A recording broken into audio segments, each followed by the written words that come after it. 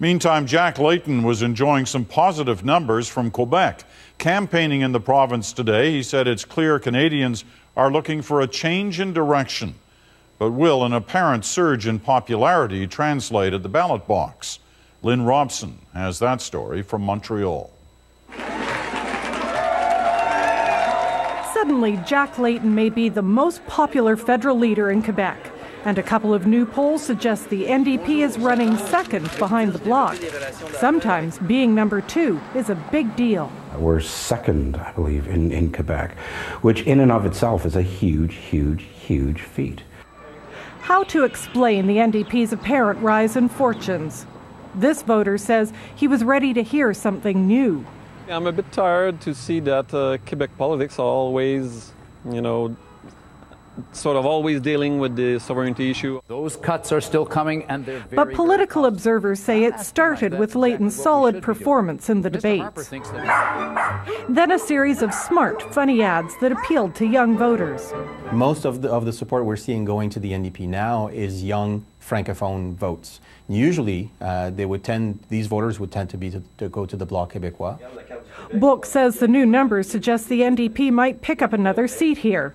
François Boivin in Gatineau riding. A win here would double the NDP's holdings in Quebec to 2. In ridings like Jean Lebert, new support for the NDP and falling Bloc support would let a third party slip through the middle, says Thierry Saint-Cyr of the Bloc. If we split the vote, well, it will only advantage the Liberals. Bloc leader Gilles Duceppe disagrees. He tells voters every Bloc seat lost is a gift to the Conservative Party. If we want to stop Harper's majority, the only possibility is voting for the Bloc.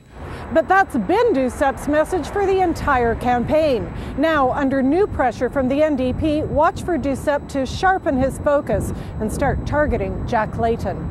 Lynn Robson, CBC News, Montreal.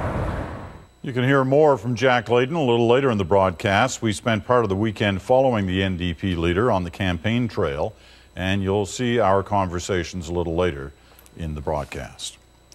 One issue Jack Layton's been talking about this campaign is crime, but not necessarily the way you might expect him to. Layton is promising to expand the criminal code, hoping to woo soft conservatives to his corner. But his promises raised eyebrows in our reality check unit. So Diana Swain checked out the pledges. Picturesque and voted by the United Nations one of the world's most livable cities. Still, even here in Gibsons, BC, Canadians seem worried about their safety. Recall that the question about crime put to the leaders in the English debate came from this community of 5,000 people. And I'd like to know what the government plans on dealing with the criminals. The Conservatives relish their tough-on-crime reputation. Yes, Canadians have been saying yes to our approach.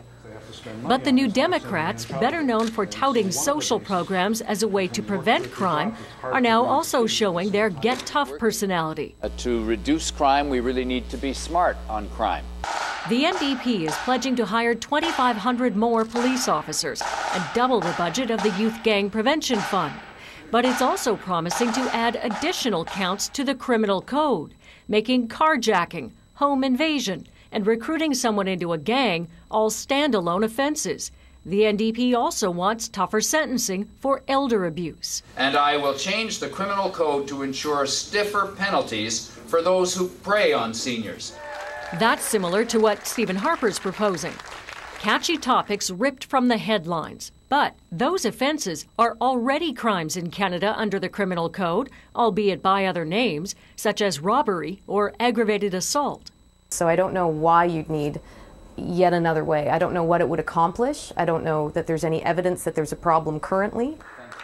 But it makes vulnerable voters feel safer. So it's not about creating good policy. It's about getting votes. And getting votes is different than educating people about the complexities of these sorts of issues.